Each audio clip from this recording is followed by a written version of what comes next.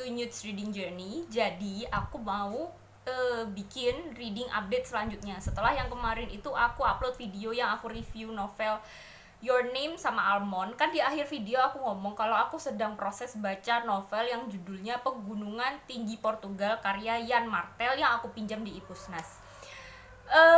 Di akhir video itu aku bilang kalau aku kelelahan, aku bingung, aku nggak yakin kalau aku bakalan menyelesaikan untuk baca novel ini atau enggak.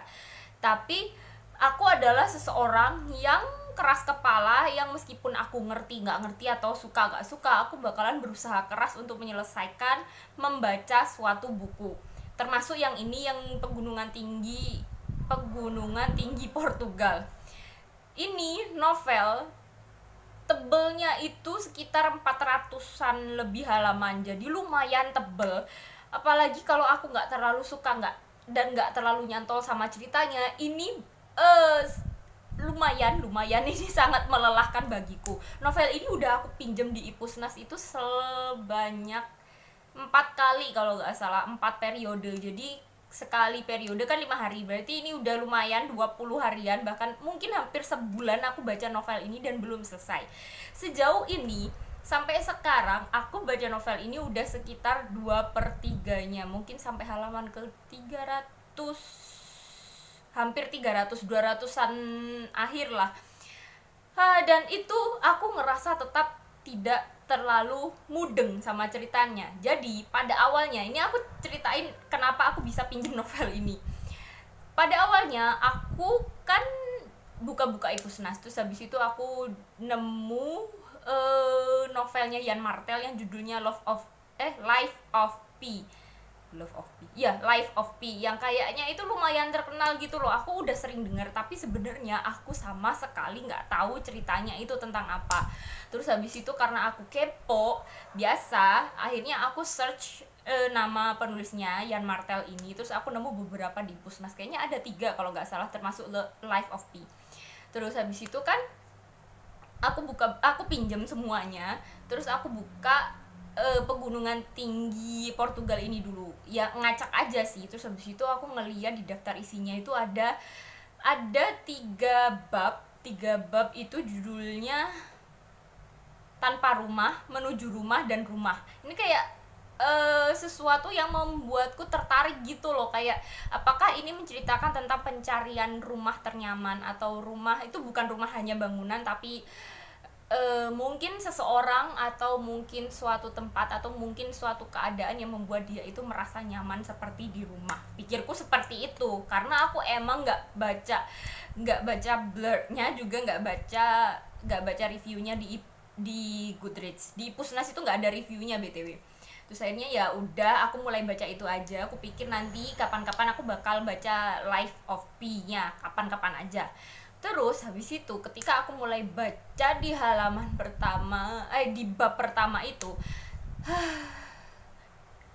ini ceritanya bagiku aneh gitu loh. Ini menceritakan tentang seorang laki-laki yang namanya Thomas. Thomas ini lahir hidup di zaman tahun 1900-an awal di daerah mana ya, deket Portugal sana, di sebuah daerah di Portugal, di kota. Ya, dia itu punya seorang paman yang kaya raya, yang pamannya itu adalah seseorang yang sangat suka otomotif, yaitu koleksi mobil. Padahal di zaman itu orang-orang itu belum punya mobil, bahkan melihat bentuk mobilnya itu juga nggak tahu, karena emang di zaman itu adalah masa-masa dimana mobil pertama kali diluncurkan, diciptakan, ya kayak gitu. Terus pamannya itu karena sangat kaya raya, pamannya itu koleksi beberapa jenis mobil. Terus pamannya itu punya beberapa pelayan, dan salah satu pelayannya itu membuat Thomas ini jatuh cinta. Terus akhirnya mereka berhubungan sampai mereka itu punya anak. Terus kan sebenarnya Thomas itu mau menikahi si pelayan ini yang namanya Dora, biar mereka bisa tinggal bersama sebagai sebuah keluarga. Cuman sama pamannya itu nggak direstui, sama orang-orang nggak direstui, karena mereka beda kasta lah ya. Satunya kan saudaranya orang kaya, meskipun sebenarnya Thomas juga nggak kaya amat. Terus yang satunya pelayan, jadi kayak nggak boleh gitu loh sama pamannya. Terus pada suatu hari, sampai pada akhirnya si pelayan ini, Dora ini meninggal karena sakit, dan anaknya Thomas pun yang saat itu umurnya 5 tahun kalau nggak salah, itu juga akhirnya meninggal karena sakit di waktu yang hampir bersamaan, cuma jarak 1 hari. Terus habis itu ternyata ayahnya Thomas yang sangat dia cintai itu juga meninggal. Terus akhirnya Thomas itu merasa sangat kehilangan.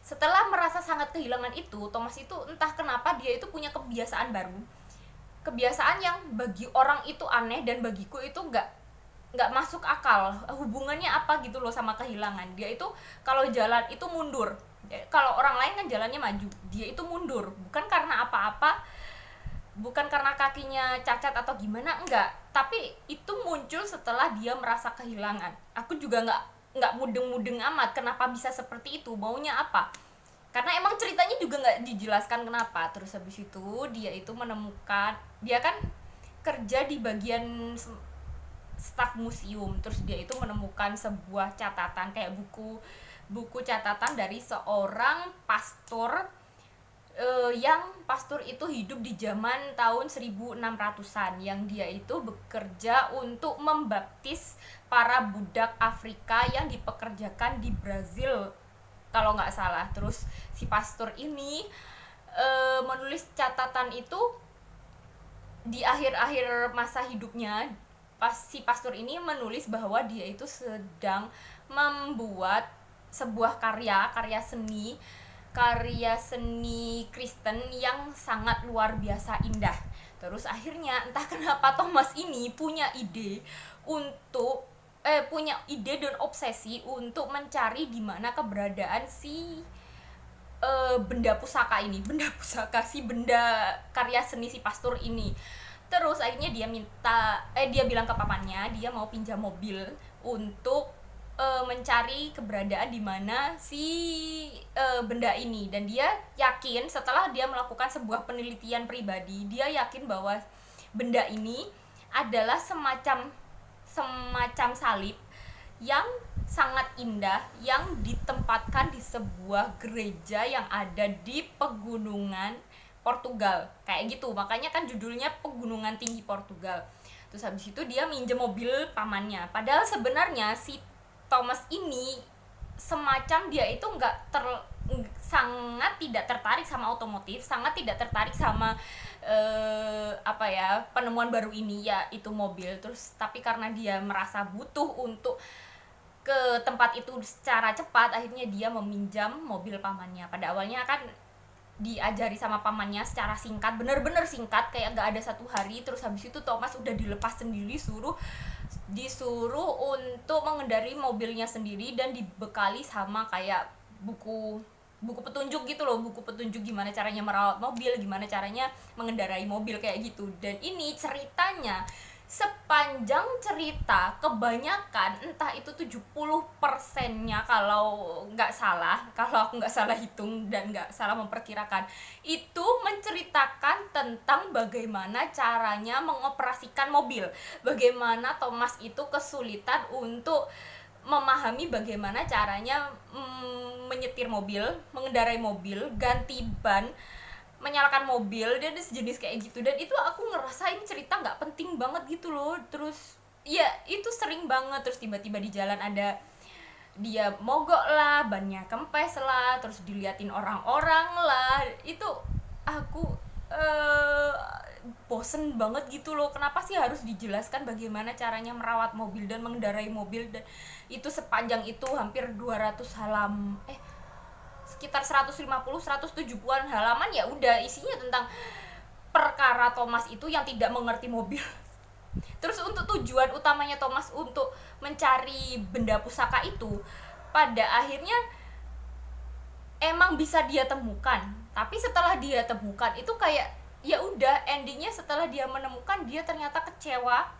Bukan kecewa karena bendanya buruk, enggak, tapi kayak dia kecewa sama dirinya sendiri gitu loh. Aku nggak ngerti ini maunya cerita ini itu gimana. Aku bener-bener bingung. Terus habis itu kan aku udah mulai masuk ke bab kedua. Jadi aku pikir setelah aku selesai baca bab pertama itu kan aku baca-baca di Goodreads reviewnya dan kebanyakan bilang juga mereka nggak ngerti sama novel ini kenapa bisa dijadikan novel. Soalnya antara bab 1, bab 2 dan bab 3 itu kayak hampir tidak berkaitan sama sekali, kecuali mereka sama-sama tinggal di kota yang sama, di daerah yang sama, alias di suatu kota di Portugal sana. Terus untuk yang kedua ini menceritakan seorang tokoh ini adalah seorang dokter patologis, ahli patologis yang dia itu bekerja di rumah sakit untuk membedah mayat, seperti kayak untuk mencari tahu kematian seseorang itu karena apa. Terus ya udah kayak gitu ya, kayak ahli forensik gitu loh. Terus suatu malam ketika dia sedang bekerja menuliskan laporan, istrinya datang. Istrinya ini adalah seseorang yang sangat cerewet. Satu, sangat cerewet. Dua, itu sangat agamis. Terus saking sangat agamisnya itu, dia itu kayak punya cita-cita, punya tujuan hidup. Dia itu pengen jadi pokoknya pelayan di gereja gitu loh. Karena aku muslim, aku jadi nggak terlalu mudeng. Dia itu tiap harinya itu membaca Alkitab dan berusaha untuk memahami isi Alkitab itu. Pada suatu hari ketika suaminya itu tidak pulang ke rumah selama beberapa hari, ya ternyata si istri ini sedang memikirkan sesuatu yang out of the box bagiku. Dan itu aneh gitu loh. Gak ada orang yang kepikiran seperti ini, kurasa. Si istri ini merasa bahwa Injil itu mirip, ada hubungannya, ada koneksinya secara filosofis dengan novel-novel Agatha Christie. Jadi terus sang istri ini, dia itu karena sangat cerewet, karena di rumah nggak ada teman untuk ngobrol, akhirnya dia mendatangi suaminya yang sedang ada di kantor.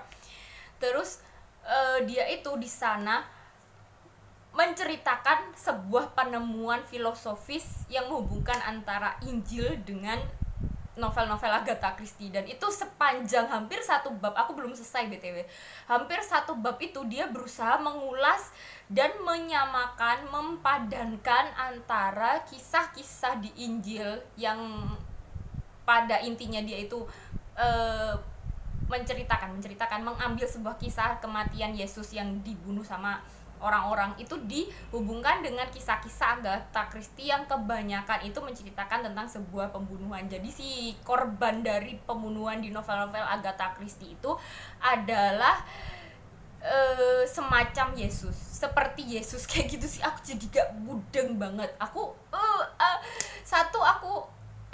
muslim, aku tidak terlalu mempelajari Kristen, tidak terlalu membaca Alkitab. Jadi aku emang nggak begitu ngerti garis besar kisah Alkitab itu seperti apa. Meskipun sebenarnya aku baca sih, cuman aku bukan orang yang benar-benar membaca sampai sedalam itu. Dua, aku ngerasa aneh banget gitu loh pola pikirnya, bisa gitu Agatha Christie itu disamakan dengan seorang penulis Injil pertama itu siapa gitu loh. Jadi Agatha Christie itu novelnya itu sama seperti Injil, dan si Agatha Christie-nya itu adalah seorang penulis Injil yang pertama. Terus di namanya Agatha Christie kan juga ada Christnya, Kristus, jadi kayak dihubung-hubungkan gitu loh. Aneh banget bagiku. Terus hubungan antara bab 1 dan bab 2 itu aku juga belum paham apa hubungannya, kecuali emang untuk 2 bab ini, bab 1 itu kan menceritakan tentang pencarian salib yang dibuat oleh seorang pastor. Dan itu juga ada beberapa catatan dari si pastor itu tentang kehidupan ketika dia berusaha untuk membaptis orang-orang yang kehilangan arah, atau orang-orang yang tidak beragama, tidak mempercayai Tuhan, atau tidak mempercayai Yesus. Jadi emang yang di bab pertama itu lumayan kental sama agama, sama kekristenan. Yang kedua ini, di bab kedua, lebih kental lagi sama kekristenan, terutama tentang kisah Yesus, tapi tetap aku tidak paham hubungannya apa. Terus untuk yang bagian ketiga itu mungkin bakalan aku selesai baca 1 minggu lagi.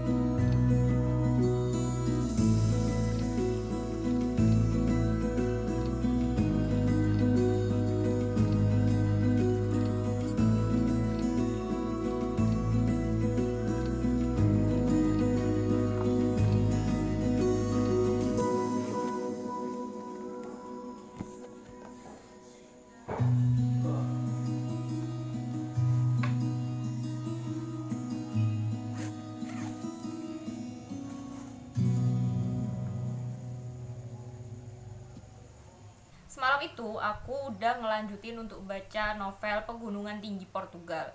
Cuman emang belum banyak, bahkan untuk yang bab kedua yang judulnya Menuju Rumah itu belum selesai aku baca sampai sekarang. Cuman akhirnya aku menemukan satu kesamaan dari bab yang pertama dan bab yang kedua, dan aku baru paham kenapa novel ini jadi judulnya Pegunungan Tinggi Portugal. Kalau yang bab pertama yang judulnya Tanpa Rumah itu tokoh utamanya adalah Thomas. Thomas ini sedang mencari sebuah benda benda pusaka, sebuah benda yang dia yakini adalah sebuah salib yang kemungkinan ada di sebuah gereja, di salah satu gereja yang ada di pegunungan tinggi Portugal. Maka dia menuju ke pegunungan tinggi Portugal itu menggunakan mobil pamannya. Terus habis itu yang bab kedua yang judulnya Menuju Rumah ini, setelah si dokter itu kan berbincang dengan istrinya, kemudian si istri yang namanya Maria itu pergi meninggalkan si dokter karena si dokter ini banyak pekerjaan, dan si Maria ini mau pulang ke rumah karena udah larut malam. Setelah istrinya pulang, ternyata ada seorang wanita tua yang tiba-tiba mendatangi si dokter. Dan wanita tua ini ternyata dia itu berasal dari sebuah desa yang ada di pegunungan tinggi Portugal. Jadi hubungan dari bab 1 dan bab 2 sejauh ini yang aku temukan yaitu yang Thomas itu menuju pegunungan tinggi Portugal, sedangkan si wanita tua yang namanya sama-sama Maria, sama seperti si istri dokter, itu berasal dari pegunungan tinggi Portugal. Yang aku temukan seperti itu. Terus habis itu yang ternyata aku baru menemukan bahwa yang di bab kedua ini bagiku sedikit gore. Kenapa? Karena kan si dokter ini adalah dokter ahli patologi yang dimana dia itu membedah jenazah untuk mencari alasan kenapa jenazah itu meninggal, biasanya seperti itu, untuk melakukan autopsi lah. Terus di bagian waktu dia sedang berbincang dengan istrinya itu, dia itu sedang berpikir, tiba-tiba kepikiran tentang pekerjaannya, terlintas aja itu step-step bagaimana manusia yang meninggal itu pada akhirnya sampai mengalami pembusukan. Dan itu agak ngeri gitu loh menurutku, dimulai dari hari pertama itu apa yang akan terjadi, hari kedua, hari ketiga, sampai akhirnya terjadi pembusukan yang parah itu sampai tulang-tulang rontok itu seperti apa. Dan itu agak itu mengerikan bagiku untuk aku baca karena kebayang aja. Terus habis itu ternyata ketika ketemu sama seorang wanita tua itu meminta tolong kepada si dokter ini untuk membedah jenazah suaminya yang meninggal, karena si istri ini ingin tahu apa yang selama ini dilakukan oleh sang suami. Aku juga nggak terlalu paham, padahal kan harusnya pembedahan atau autopsi itu kan untuk mengetahui penyebab meninggalnya seseorang, tapi si istri ini bilangnya dia ingin tahu kehidupan si suami. Jadi si istri ini minta tolong ke dokter yang namanya Eusebio itu untuk membedah atau mengotopsi suaminya. Terus si dokter ini menjelaskan step-step pembedahan mulai dari sayatan di tubuh, di toraks alias bagian tubuh itu seperti apa, yang dimulai dari sini ke dada dan bentuknya seperti huruf Y. Terus habis itu apa aja yang akan dilakukan, seperti mengambil organ dalamnya kayak gitu. Itu ngeri juga, apalagi waktu semalam itu aku bacanya itu udah jam 11-an kayaknya. Terus akhirnya aku hentikan karena aku agak takut ya bacanya malam-malam sendirian, apalagi waktu itu lampu kamarku udah aku matikan. Jadi selain aku baca novel yang judulnya Pegunungan Tinggi Portugal yang aku pinjam di Ipusnas, aku waktu hari Minggu kemarin itu juga ke Perpus Bung Karno untuk pinjem 2 novel lainnya. Yang aku pilih itu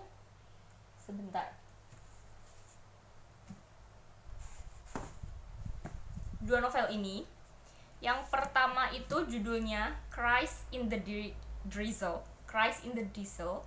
Ini karyanya Yuhua. Ini penulis yang sama seperti penulis yang sama dari novel yang judulnya Chronicles of a Blood Merchant yang tahun lalu aku baca, yang bisa membuat aku menangis. Terus aku penasaran gitu sama novel berikutnya, apakah novel ini juga sama menyedihkannya. Kalau berdasarkan blurb yang aku baca, ini kayaknya setting waktunya hampir bersamaan seperti yang di novel yang Chronicles of a Blood Merchant, karena di saat itu di masa Cina sedang dipimpin oleh siapa namanya,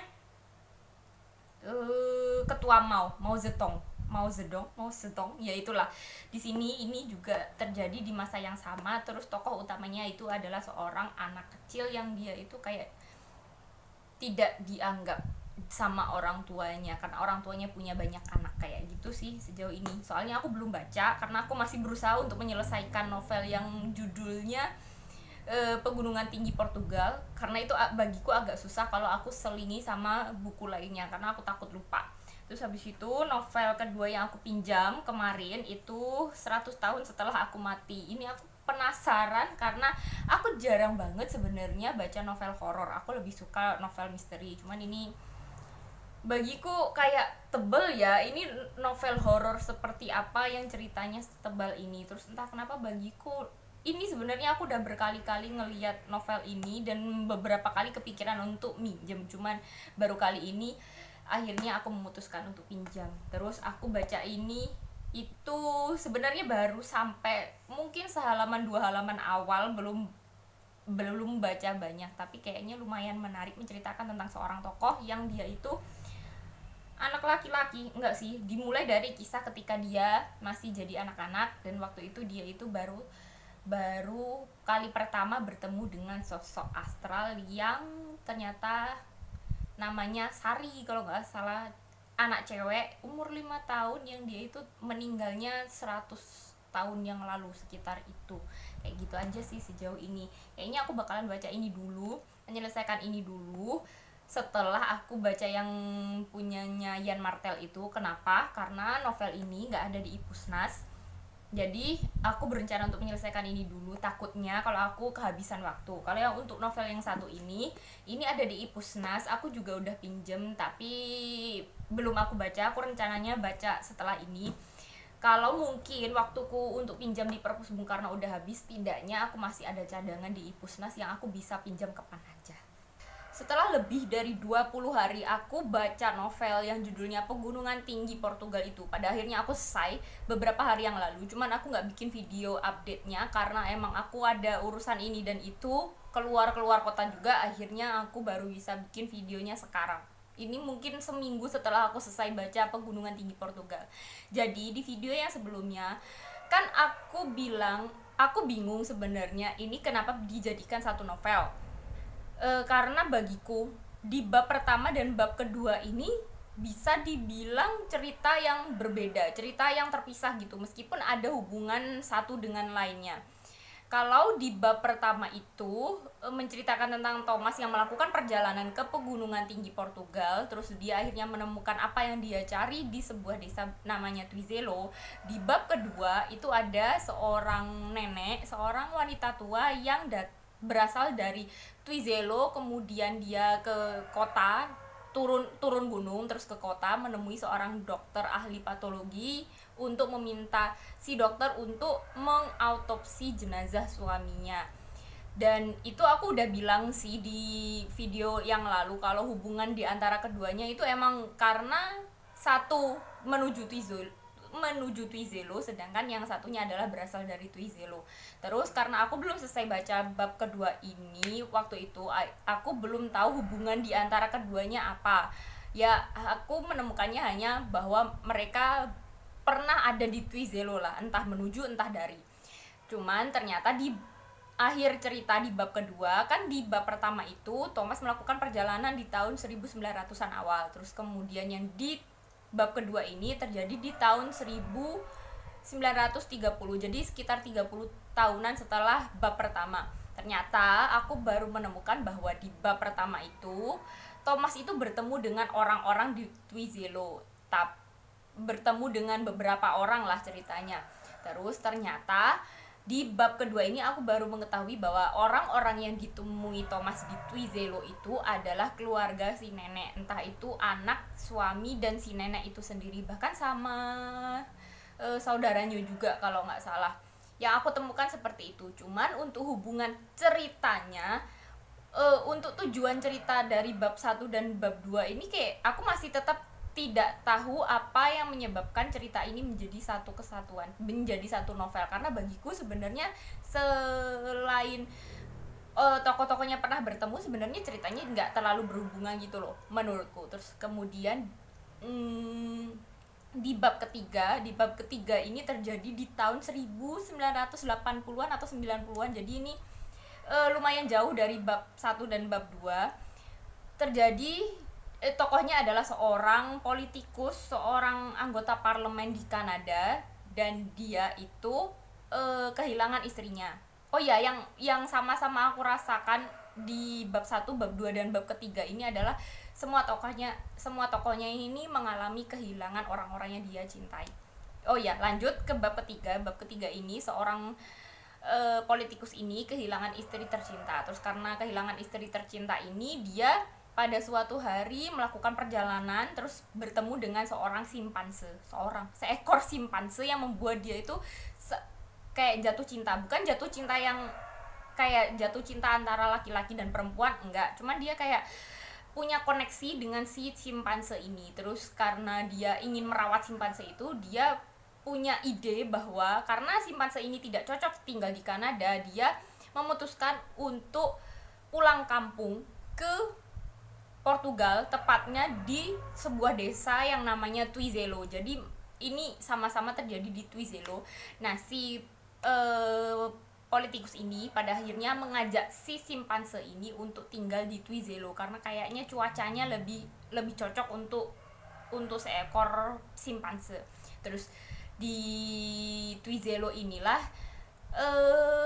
terjalin hubungan bukan cuma antara si politikus ini dengan simpansenya, yang bagiku menarik gitu loh, karena si orang ini, aku lupa nama tokohnya siapa, orang ini berusaha untuk bisa memahami atau kayak belajar berkomunikasi dengan simpanse ini sampai dia itu kayak berperilaku berusaha untuk berperilaku seperti simpanse, meskipun nggak sampai kayak simpanse banget sih, nggak, cuman kayak dia merendahkan sisi kemanusiaannya, sisi kayak kesombongan manusianya untuk bisa memahami si simpanse. Terus si orang ini juga merasa bahwa simpanse ini juga belajar bagaimana caranya hidup seperti manusia. Jadi kayak mereka itu yang satu, yang si manusianya ini menurunkan derajat kemanusiaannya, nggak sampai kayak hewan juga sih, cuman kayak demi memahami si simpanse kayak berusaha berpikir secara lebih sederhana seperti simpanse. Sedangkan si simpanse ini berusaha lama-lama dia itu berperilaku seperti manusia. Kayak dia, simpanse ini belajar bagaimana caranya menjadi manusia dan bermasyarakat dan berkomunikasi dengan orang-orang, bukan cuma dengan si pemiliknya atau si politikus ini, tapi dia juga, simpanse ini juga berkomunikasi atau berteman dengan orang-orang di sekitarnya, orang-orang di desa Twizello, yang pada awalnya orang-orang di Twizello ini merasa takut sama simpanse karena selama ini di sana tidak ada simpanse. Cuman lama kelamaan karena simpanse ini berperilaku baik, sopan, seperti manusia, akhirnya dia bisa diterima sama orang-orang di sekitar. Bukan cuma sama orang-orangnya aja sih, bahkan simpanse ini juga berteman baik sama anjing-anjing di sekitar, anjing peliharaan, bahkan anjing liar juga sering datang ke rumah si simpanse ini untuk bermain bersama mereka. Jadi aku, kalau di antara ketiga cerita ini, cerita pertama yang perjalanan Thomas yang banyak kendala dengan mobilnya, terus cerita kedua yang menceritakan tentang dokter ini yang berkomunikasi dengan istrinya tentang persamaan Injil dan novel Agatha Christie, dan juga cerita ketika si dokter ini bertemu dengan seorang wanita dari desa Twizello. Terus sama yang ketiga, yang terakhir itu tentang hubungan antara manusia dengan simpansenya, itu aku lebih suka sama cerita yang ketiga karena bagiku lebih lebih menyentuh aja ceritanya, lebih bisa connect ke kepalaku. Cuman pada pada akhirnya itu aku tetap, untuk secara keseluruhan novel ini aku tetap merasa bahwa cerita ini kayak bisa dipisahkan gitu loh. Nggak, kalau dibilang disatukan jadi satu novel itu aneh bagiku. Oh ya, untuk koneksi dari bab 1-2 dengan bab ketiga. Di bab ketiga ini di akhir cerita diketahui bahwa siapa namanya, si politikus ini dulunya keluarganya pada akhirnya pindah ke Kanada karena mereka mengalami sebuah peristiwa menyedihkan. Peristiwa menyedihkan di awal tahun 1900 yang disebabkan oleh Thomas, yang terjadi di keluarga si siapa namanya, si politikus ini. Dan ternyata si politikus ini adalah saudara entah sepupu entah cucu dari si perempuan wanita tua yang ada di bab kedua. Jadi orang-orangnya ini saling terhubung, ceritanya seperti itu. Cuman untuk keseluruhan kisah ini aku belum tahu sebenarnya inti cerita dari novel ini tuh apa. Aku bingung, aku merasa aneh, kayak novel ini terpisah tapi terhubung. Terus ada lagi, selain tokoh-tokohnya terhubung, selain terjadinya di desa Twizelo, di kesemua bab ini ada satu tokoh, satu hal yang sama-sama muncul, yaitu munculnya simpanse. Yang meskipun simpanse ini lebih banyak muncul di bab ketiga, cuman sebenarnya di bab pertama dan bab kedua itu juga ada simpansenya, cuman hanya sekilas. Dan meskipun sekilas itu aku ngerasa bahwa setelah aku membacanya di bab terakhir ini, aku ngerasa bahwa simpanse di sini, di novel ini, menyimbolkan sosok makhluk yang lebih murni, lebih tulus dari manusia. Meskipun berkerabat dekat dengan manusia, simpanse ini dia itu lebih tulus dari manusia. Meskipun dia itu dianggap sebagai hewan, tapi mereka itu lebih tulus dan lebih lebih baik gitu loh hidupnya. Aku ngerasanya sih pesannya seperti itu. Cuman tetap aja aku nggak terlalu mudeng ini ceritanya tentang apa secara keseluruhan. Jadi aku bingung mau menilainya itu bagus apa enggak. Tapi kayaknya kalau aku baca di Goodreads, di review sebelumnya, memang ada orang yang sama bingungnya denganku. Apa sih yang menghubungkan antara tiga bab ini, dan apa sih inti cerita dari novel ini, sama kayak aku. Terus kemudian kan aku berencana setelah baca novel yang judulnya Pegunungan Tinggi Portugal ini, aku baca novel yang judulnya 100 tahun setelah aku mati, yang aku pinjam dari Perpus Bung Karno. Cuman karena waktuku mepet banget, kayaknya waktu pinjamku itu tinggal 4 hari kalau nggak salah. Sedangkan novel itu tuh tebel, 400-an lebih, 400 atau berapa ya, pokoknya tebal. Jadi aku nggak sampai selesai, bahkan kayaknya aku baru mencapai ke setengah lebih sedikit. Aku mau bikin reviewnya juga bingung. Jadi sejauh yang aku baca, kan menceritakan tentang seorang tokoh yang namanya Rizal ini dia itu punya sixth sense, bisa melihat makhluk-makhluk tak kasat mata. Pada awalnya dia itu hidupnya dibully sama teman-temannya karena dianggap aneh. Terus akhirnya dia nggak punya teman, dia hanya punya teman satu sosok makhluk halus yang namanya Sari ini dulunya meninggal di saat dia umurnya 6 tahun. Cuman ketika semakin Rizal besar, selama SD itu, Sari ternyata juga bisa merubah tubuhnya, itu juga bisa bisa seperti tumbuh seperti manusia. Jadi Rizal ini temannya cuma Sari, ngobrolnya cuma Sari, meskipun pada akhirnya Rizal juga sadar bahwa Sari ini bukan manusia alias hantu. Terus ketika dia lulus SD, ternyata dia harus kehilangan ibunya. Sebelum lulus SD sebelum lulus SD, bahkan itu kayaknya belum masuk SD, masih TK, dia itu kehilangan ibunya. Terus ketika lulus SD dia harus pindah ke Semarang. Dari Semarang ke Jogja, dia pindah ke Jogja. Terus dia itu kayak say goodbye ke Sari sebenarnya Sari bisa ikut nggak sih Makhluk Halus itu? Pokoknya ceritanya Sari itu nggak ikut Rizal pindah ke Jogja. Terus akhirnya setelah pindah ke Jogja itulah Rizal ini baru bisa punya teman manusia, dan teman pertamanya namanya Risa. Dan Risa ini ternyata dia itu mirip banget sama Sari. Ceritanya sih gitu. Entah Risa Sari, aku juga bingung. Bagaimana mungkin, apakah mungkin Sari itu pada akhirnya dia itu kayak reinkarnasi, tapi kalau dia reinkarnasi kok hantunya masih ada? Apakah jiwanya tidak terreinkarnasi? Ini aku juga bingung. Terus ternyata ketika lulus SMP, ketika masuk SMA, ternyata Rizal ini pada akhirnya juga kehilangan ayahnya karena suatu kejadian. Jadi dia itu jadi yatim piatu. Terus ternyata Rizal ini pengen